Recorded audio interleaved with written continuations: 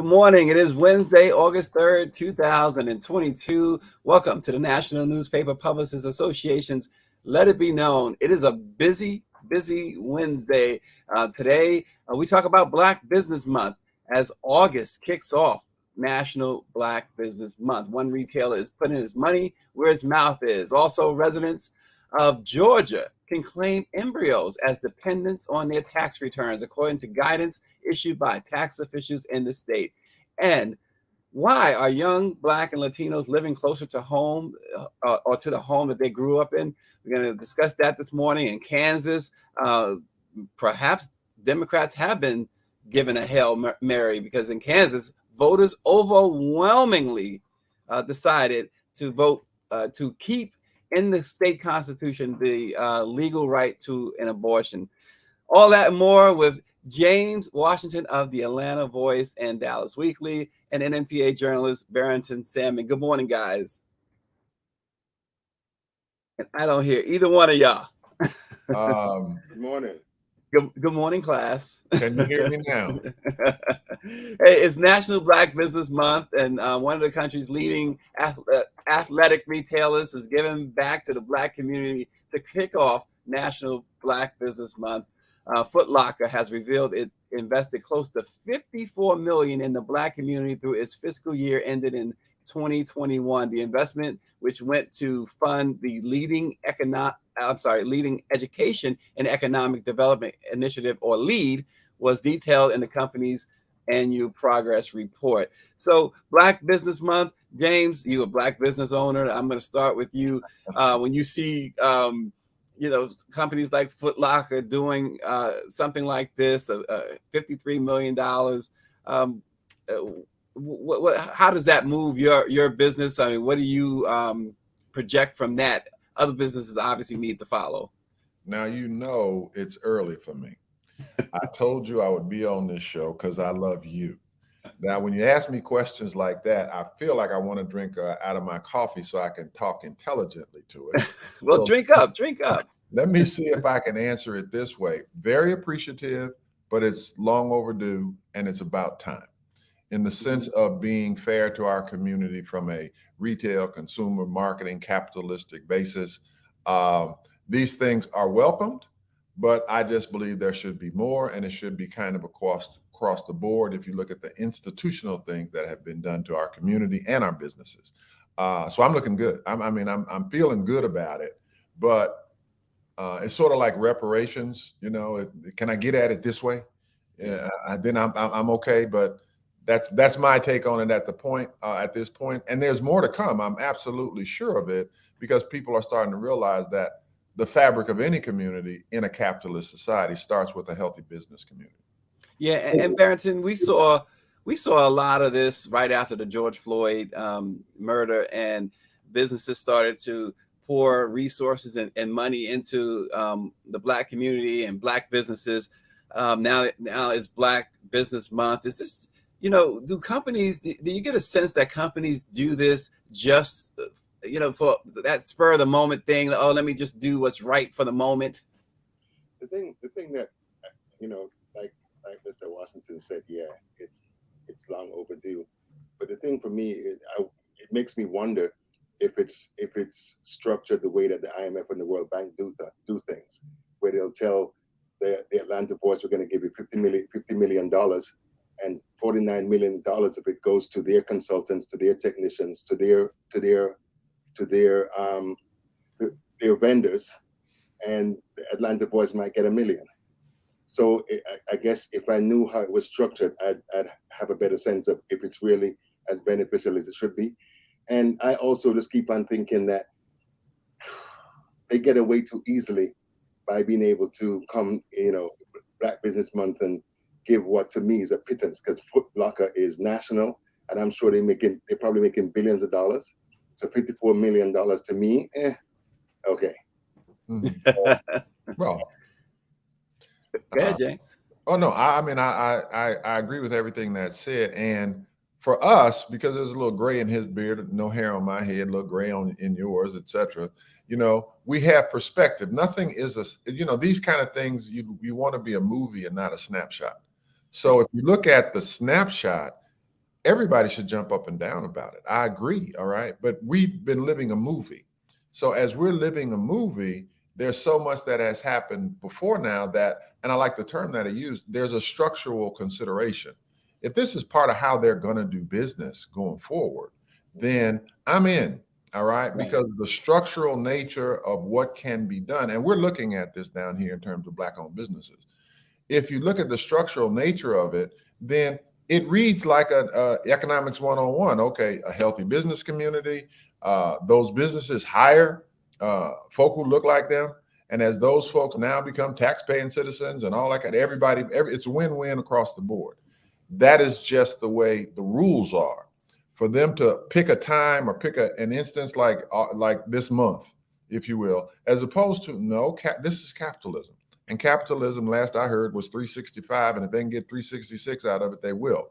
So I just happen to be that guy who says, I understand it, but I also kind of look at capitalism to say, well, all right, what did they get out of it? What are they getting at? Yeah, good press, good publicity, and that kind of thing. But the lingering nature of it, according to what Barrington just said, the lingering nature of it says, well, if the businesses are not going to be better as a result of it, then it's like Christmas. It's a one-time shot. Yeah, make what you can, get what you can. All right. Now here comes New Year's. What you gonna do? Now that is, and I don't want to come off to our listeners as thinking, well, it's a pittance, it's not working, etc. If this is an effort that is going to be continuing and it's going to be sustainable, I'm there. Excuse me, it's on the front page of my paper. If that's it, I just like you said, I need to know more.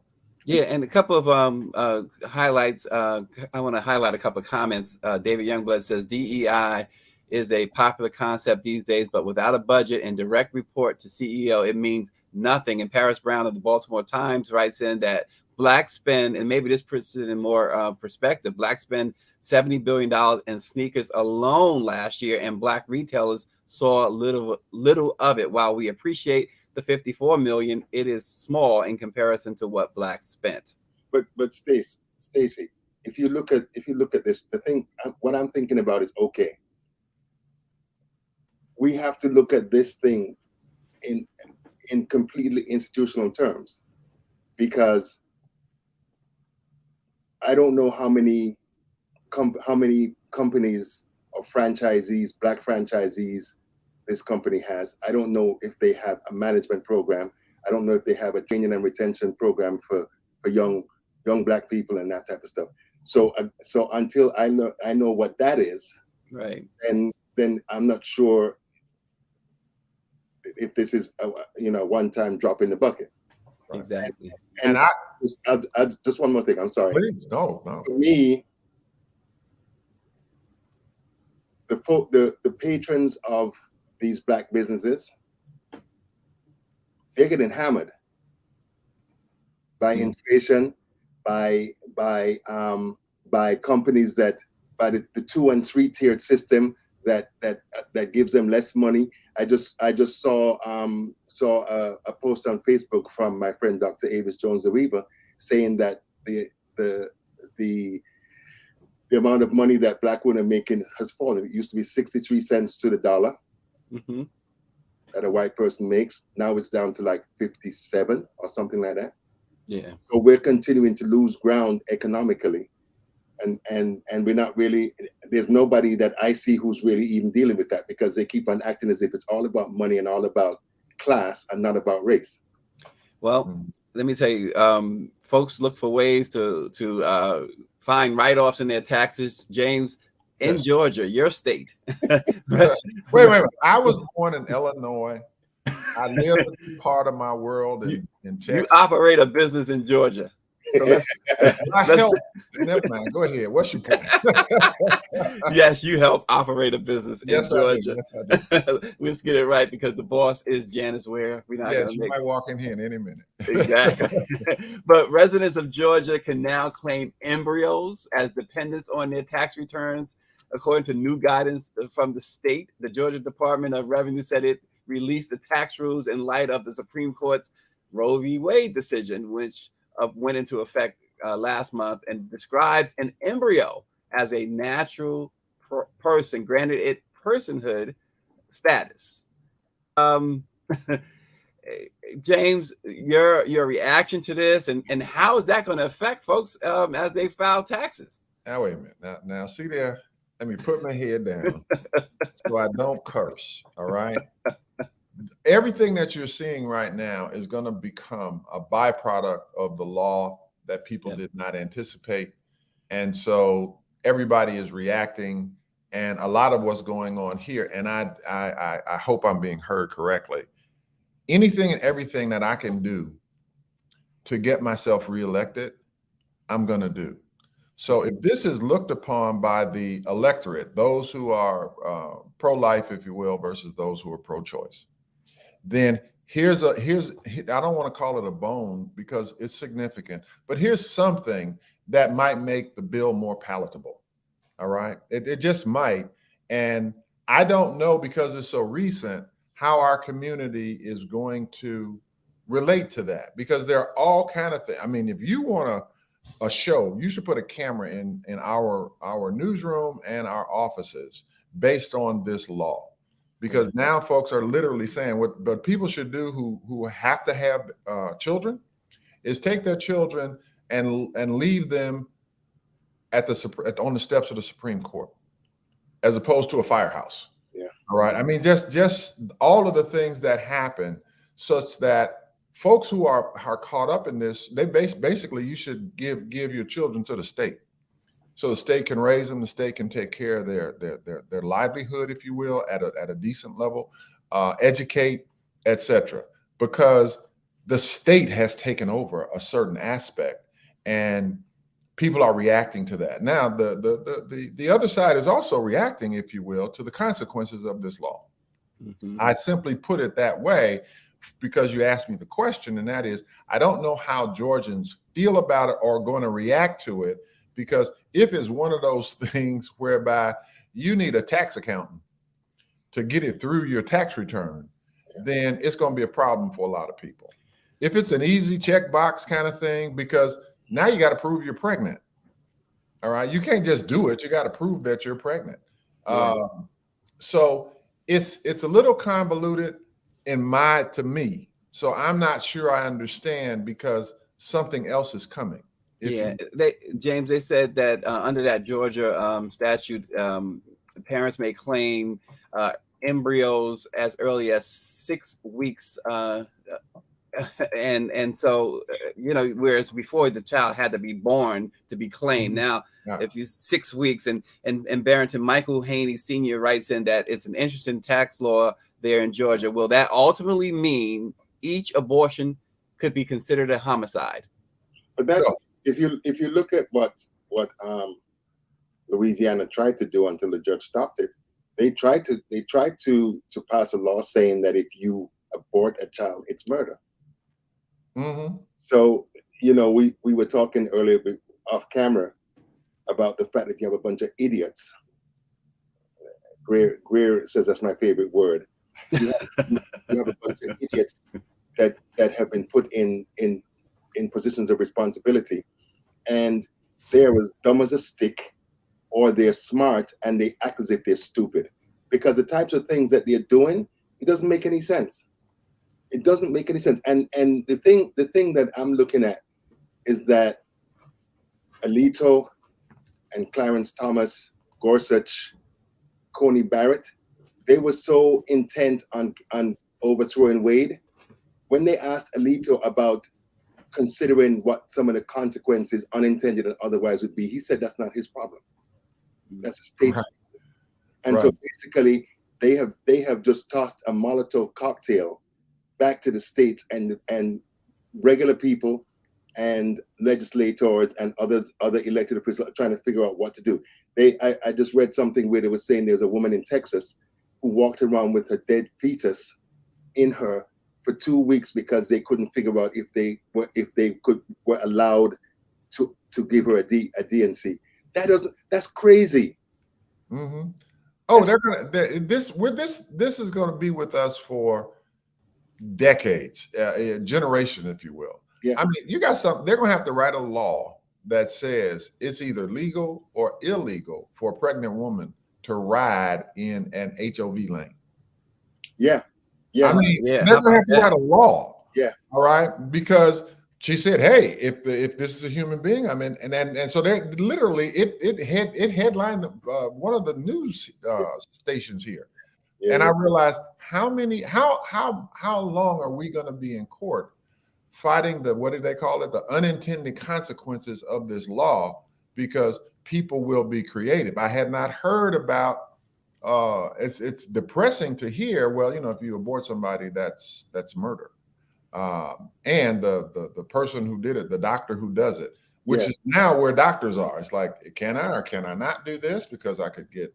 I mean, it is the consequences of it are immense, and we don't even know where they are or Yeah, how. Bobby Henry of the West Side Gazette, he writes in that on one hand, you want the government to stay away from governing a woman's body, and then on the other hand, you're asking them to tax an embryo. He says, I'm confused. But you know, in Kansas, we talked a little bit before we went on the Mhm. air. Look what happened in Kansas last night. Overwhelmingly, voters turned out Barrington. I think he said the last tally was 63%. So they voted to uphold in the Kansas Constitution the right to an abortion. It was interesting because I kind of kept my eye on it throughout the day, and the Republicans were up to their dirty tricks as usual. Mm-hmm. They said that the legislators wrote the amendment in a way that made it seem like if you said yes, because then they had Oh, right, I heard that. advertisement saying that if you vote yes, you're supporting the right of a woman to have an abortion, which is a lie. Then they had a 1-800 number calling people and texting people, lying about what, trying to get them to vote opposite. So, but the thing is that like I said earlier, the Democrats, if they pray, they should be praying and thanking God that the idiot Republicans, that they overplayed their hand, the conservatives overplayed their hand, because before Roe versus Wade, I kept on thinking that Democrats were going to get a shellac in the midterms, but I mean, it's looking more likely based on what these poll experts and others are saying, that young people who they need, suburban mothers, and others who have been either ignoring or straying away from the Democratic Party are going to be voting in large numbers in the midterms, animated because of what the Supreme Court did. Well, interesting enough, Kansas is one of the more conservative states in the country. Say it again. It's not it is one of the most conservative states. It is so bright red, you got to put on sunglasses, bruh. This you are so right in this regard, and that's, I mean, the illustrious Bobby Henry, and that is, you know what, for a political organization that has been so hell bent on less government, keep the government out, less government is always better. To do something like this, I believe they were very, very short-sighted, and part of it is because they've been at it for as long as they have to overturn this. And you look up and all of a sudden you say, all right, if it's the economy and the inflation, people are kind of strange, and the inflation and having to go to the pump and seeing that becomes very personal. It is not political. Now, politicians make that political. So you mean to tell me you're going to get as personal as you can get when it comes to what a woman has, what anybody has? Yeah. This is personal. Mm-hmm. And if there's anything that a politician doesn't want, who is really just a professional politician, you want to appeal to people at a certain level, yeah. But now you're taking from people. And this is about as personal as you can get. And therefore, this is one of those things, using Kansas as an example, where you can throw political party out the window. That 63% wasn't all Democrats. Yeah. Well, hey, James and Barrington, more than 2/3 of young adults in the United States live close to the homes that they grew up in, according to a new Census Bureau and Harvard University study. They found that Latinos and Black Americans and those from low-income families who left home only to move back or at least move a short distance away. It's an interesting thing. The report they found that more Black and Spanish young adults decide that they want to be closer to the home that they grew up in. I mean, what does that tell us? I got an opinion about everything, but I've just met my co-guest here, so I will. Okay, I got a point. Well, but Barrington, though, the economic opportunities for Black and Hispanics are just not what it is for others, right? Yeah, that's true. And at the risk of painting too broad a brush, a lot of times when I look at stats and talk to people, there is that sense that they want to be close to their family. They want to be close to their family. And I mean, economics too has thrown everything on its head, because this is the first generation that is doing poorer economically than the previous generation. So I can't tell you how many people I know who are of a working age who are still home because they can't afford it. It's so precarious financially, trying to get out there and stuff. And to me, just off the top, that to me presents an opportunity for business people and all these others, that if there isn't a ring or a radius in these communities, that they can start building out goods and services for these young people and their families. Well, Bobby Henry, the illustrious Bobby Henry says that it tells him that when all hell breaks loose, I'll be close to somebody who can help me. Yeah. Thank you very much, Bobby. I mean, he summed that up in a way that I would suggest that, depending on who does the study answers questions for that study, so to speak. Right. But what Barrington just said is very important. I mean, Black folk been knowing for a long time that, home with grandmama, home with mama, etc. Now, we did not have what you would call quantitative data to explain the phenomenon, but we knew the phenomenon was happening. Yeah. Right. A lot of it was happening based on what was just said about people being close to home, etc. A lot of it was forced, and it's not just our community. So to look at the study and pull out Blacks and Hispanics, if you will, or people of color, is one thing. To look, I'm one of those people that says, I understand the data, but let me go out in the world and look at it. Yeah. We're not the only community where folks are coming home. All right. Now, and they're getting closer to home. I like what Bobby is saying about, there's a safer scenario. I'd like to think that I can look at the cup as being half full as opposed to half empty. But if there was ever any indication that families are going to get stronger, here it is. Yeah. Because, that kind of scenario, what is it? Necessity is the mother of invention. Now, we have said for a long time that immigrants come here, they coalesce around family, and out of that grows economic stability for that family, if you will. And we got to get away from home. Once I'm gone, so to speak. Well, that's a philosophy and a reality. Is this a real reversal, if you will? Is this a real trend? And if it is, let's see if we can't do something about what the consequences look like when you have a multi-generational family living either close or in proximity to each other or in the same way. Now I got 3 incomes. Yeah. I have in-house babysit. I got all kinds of stuff. Yeah. But it's based on the pro side, the positive side, as opposed to the negative side. I don't know if that's what's happening, but it's something that we have to. I think we should take care. We should take advantage of all things that can make our community stronger. James, Yeah. James is so right.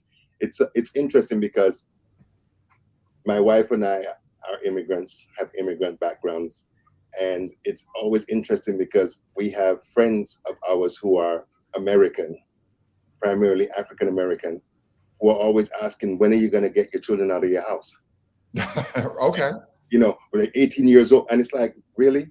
Because and you know, our children, the way that the this life is structured at the moment in this part of the world, you can't, they're not getting enough money, enough hours and money to be able to launch out on their own, to have a house or an apartment and a car and pay for gas and pay for food and pay for utilities. So our thing is like, yo, this is your safe harbor Mm-hmm. for as long as you want, until you figure out what that you want to go out on your own. I think COVID has done a great deal in helping people to reorient what's important. And this study, maybe, I don't know if I haven't seen it, so I don't know, but I'm thinking that what the results of this study are maybe a consequence in some big or small way of people realigning themselves because of COVID exposing all of the flaws and the fissures in society. Yeah.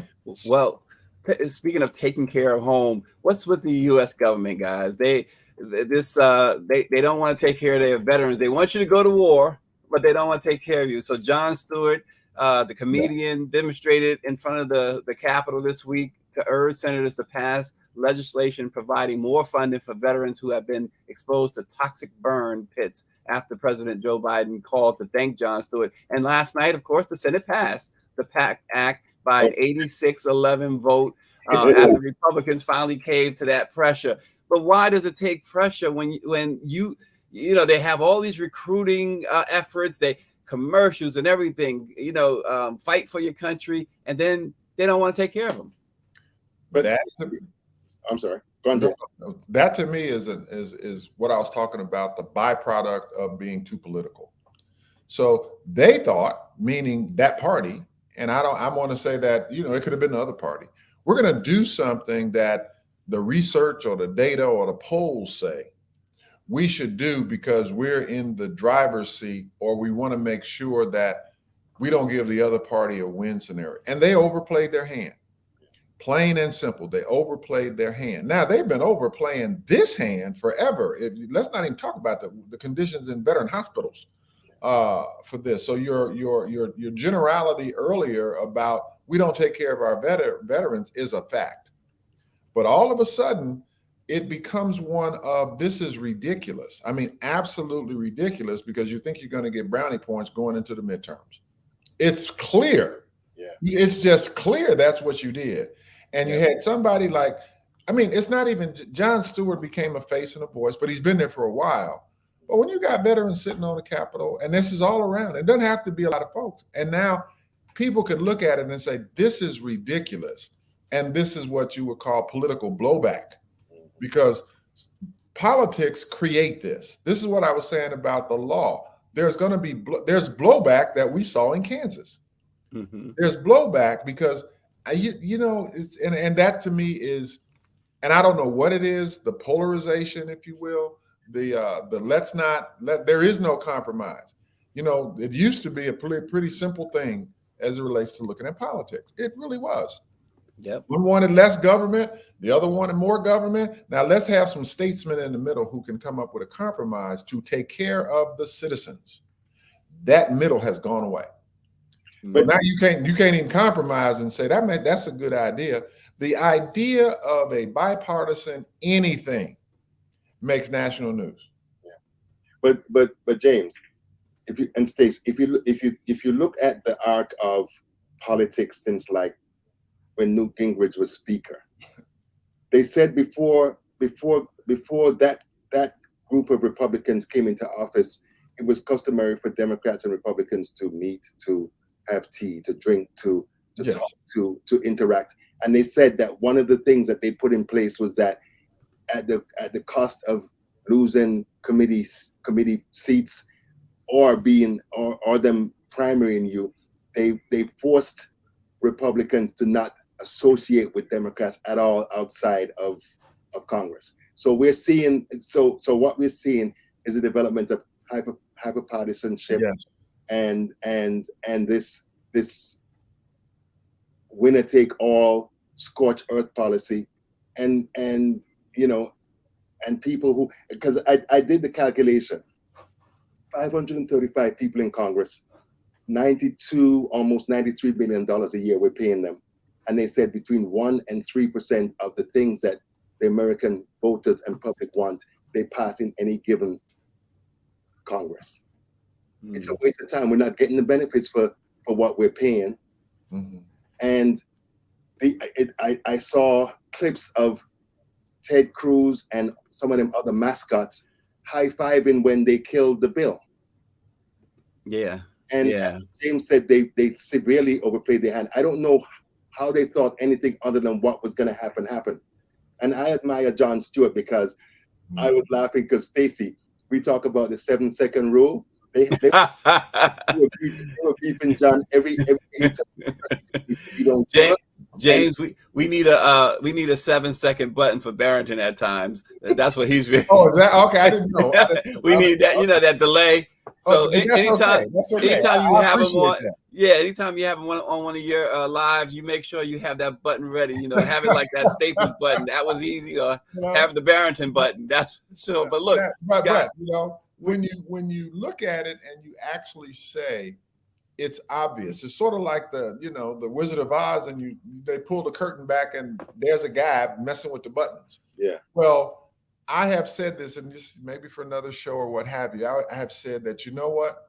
As soon as you put race in any discussion, it polarizes folks. Yep. All right. I mean, it really polarizes folks. However, I'm old enough to have taken civics in grade school. Pull your books out, folks, and there's a legislative branch, and there's this branch, and there's that branch, and here's what the Supreme Court does, and here's what the Senate. Somebody writes the law, somebody passes the law, et cetera, et cetera. Now, that's me being, by state sanction, looking to make me more aware about how our government works. Now, it's gone. Yeah. So now today, wouldn't you want, and what we're talking about is, it's journalists have to be aware, if you will. But if I say woke, which that's all it means, is we would like an aware citizenry. But if I say, no, stay woke, I've introduced race, there's no discussion.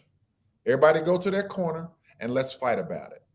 And somehow we have evolved, as Barrington said, into this hyper partisanship, if you will, that common sense does not even have a platform in the public sector to even have a debate, which was at one point what I thought was government was all about.